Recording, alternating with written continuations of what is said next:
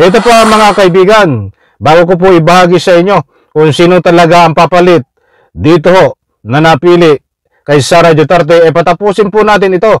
Itong mga sinasabi at pagtanggap ni Robin Padilla na talagang siya na ang papalit kay Sara Duterte. Subalit, ano ang nangyari? Pag yun ang nangyari, ikaw, ilalaban namin. Tag-usap na kami ni Presidente and he agrees with me na ikaw talaga ang pwedeng pumalit kay Inday Sara. Na napahiya si Robin Padilla dito. Dahil tinanggap niya na ang hamon, ang endorso ni Panelo at ni Digong at ng kanyang mga taga-suporta na siya ang papalit. Subalit, wala hong nangyari. Luhaan, napahiya ho.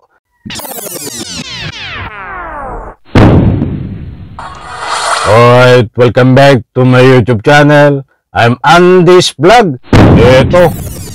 Ito ang matinding kahiyaan, mga mahal kong taga-subaybay. Robin Padilla, napahiya dahil hindi siya napili bilang kapalit ni Sara Duterte. Ay nako, ano ang nangyari? Kung magugunita nyo po mga kaibigan, ay pinili si Robin Padilla ng kanyang mga taga-suporta, ng kanyang mga kaibigan. Unang-una, ni Digong ni Panelo. Dahil siya ang #1 senador, kailangan siya ang pumalit kay Sara Duterte at tinanggap naman ho ni Robin Padilla. Ba't ito ho ang mas matindi? Sa kabila ng pagtanggap ni Robin Padilla na siya ang papalit, nag-a-assume siya at nangangarap na papalitan si Sara Duterte. Hindi yun natuloy sapagkat napahiya siya. Hindi po siya pinili dahil wala siyang kakayahan, manungkulan bilang kapalit ni Sara Duterte. Nako ho, mga kaibigan, kapag may pagkakataon po kayo, ay samahan niyo po akong panoorin, pakinggan ng ibabahagi ko po sa inyo. At dito ho ay matutuklasan po natin kung sino ang pinili na papalit kay Sara Duterte. Nako po, ay matindi ho ito at kaabang-abang. Ito na, at talagang gusto ko nang ibahagi. Sabik na akong ibahagi sa inyo. Itong kahiyaan ni Robin Padilla. Ay buong Pilipinas, ay daming nanonood, o sabihin natin buong mundo, ay nakapanood na si Robin Padilla di umano ay papalit kay Sara Duterte at tinanggap niya. Subalit ngayon ay kahiyahiyaho, hindi siya napili. Ay matindi. Ito po, mga kaibigan. Nagawa sa ngayon. Kasi kung matuluyan siya, madisqualify, makonvict, ikulong, ang tao magre-react. Kung ang reaction is not such in a magnitude that will overthrow the president's power, ang mangyayari niyan, itutuloy mo ang eleksyon. Ang problema ngayon, sino ang itatakbo mo? Meron na ako sabi niyan. Nag-usap na kami. Yan, oh. Ba't ba yan? Mga kaibigan, dito ho, ay grabing sila, kampante na. Talagang sila ho ay Robin Padilla ay papalit kay Sara Duterte. Kung yan po si Panelo, ay binabagi ko po muna sa inyo itong pagtanggap ni Robin Padilla bilang kapalit. Kay Sara Duterte. Subalit na naunsya miho, biglang naglaho ang pangarap. Ito, mga kaibigan. Pinakulong yan, ang patatakbuhin namin, si Robin Padilla. Pag si Robin Padilla, game over. Pareho rin. Kay Sara, game over niya. Ikaw rin nagpatakbo kay Robin, naalala ko di ba? Tama ba ako? Ang mo sa kanya, sinabi ko sa kanya nang kumakampanya kami, hindi siya naniniwala na baka pasok. In fact, minimenos siya ng maraming tao And I told, alam mo Robin, tanda mo sinabi ko, ikaw ang talo mo kami lahat. Yung #1 sa survey, si Rafi. Ay talagang ito, nagsasaya sila dito sa ginagawa ni Panelo dahil talagang si Robin Padilla ang papalit kay Sara Duterte. Nabanggit nga ho ang pangalang Rapi Tulfo ay wala daw binatbat. Talo talaga ni Robin Padilla. Kaya't hindi karapat-dapat si Rapi Tulfo. Ay matindi ito si Panelo. Ito pa mga kaibigan, bago ko po ibahagi sa inyo kung sino talaga ang papalit dito ho na napili kay Sara Duterte, patapusin po natin ito. Itong mga sinasabi at pagtanggap ni Robin Padilla na talagang siya na ang papalit kay Sara Duterte. Subalit, ano ang nangyari? Pero siya, di ba? Siya, alabas na 13, 11.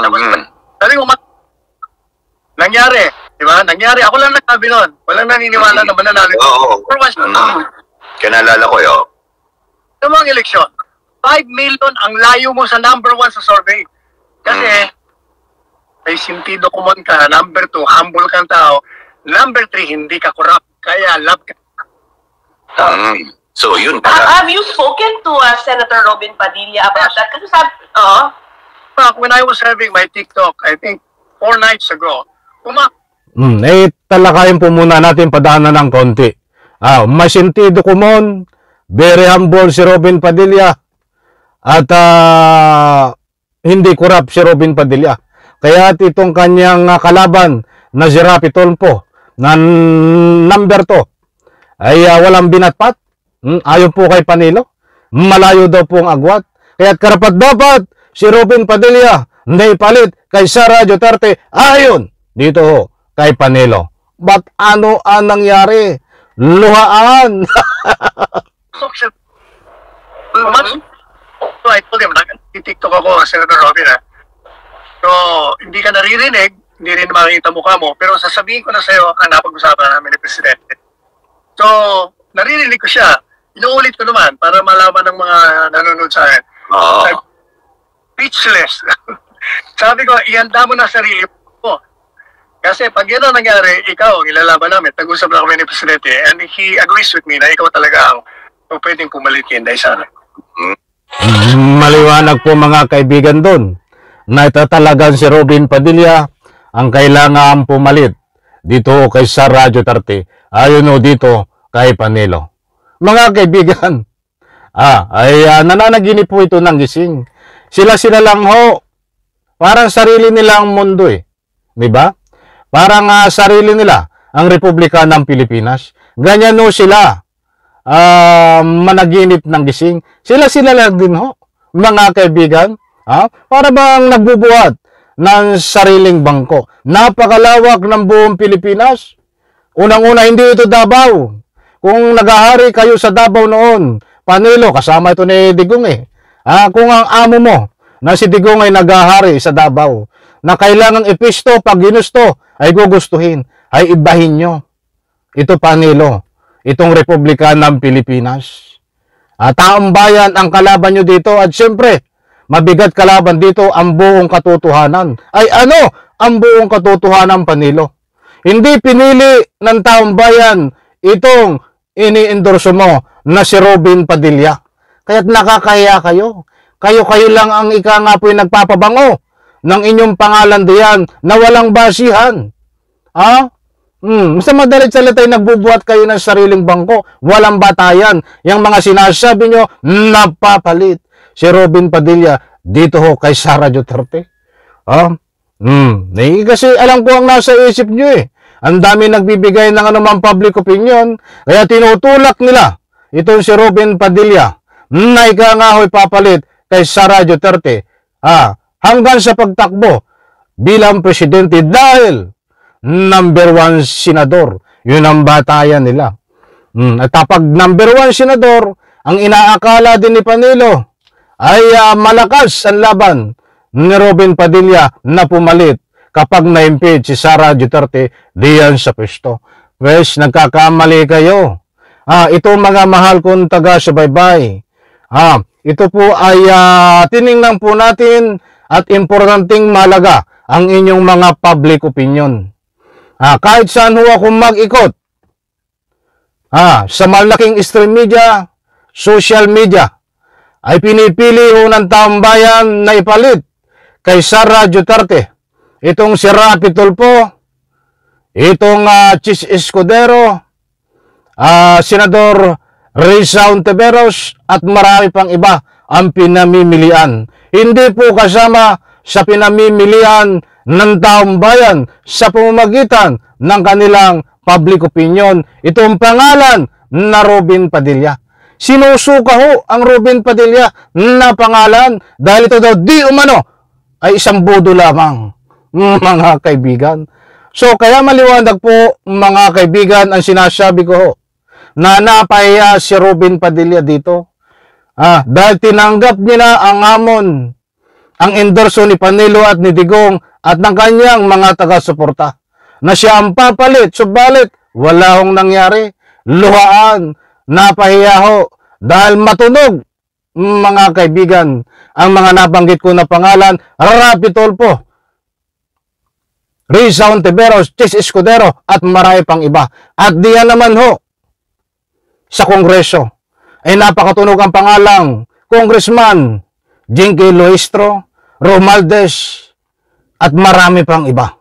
Bagamat yan ho ay taong bayan ang ako nagbase, hindi pa pwede tayo magbase ho kung ano man ang pinili nitong ating mga kinaukulan dahil tahimik ko sila. Wala pa po silang pinipili, but importanteng malaga ho, bigyan po natin ng anumang public opinion at ika nga po importanteng mahalaga. Kung taong bayan man na nagsasabi na kailangan ito nating ipalit, Tulfo at marami pang iba na pinamimilian, ang gusto ko lang pong iparating at ipahiwatig, may isa, walang nabanggit na Robin Padilla na kailangan pumalit kay Sara Duterte.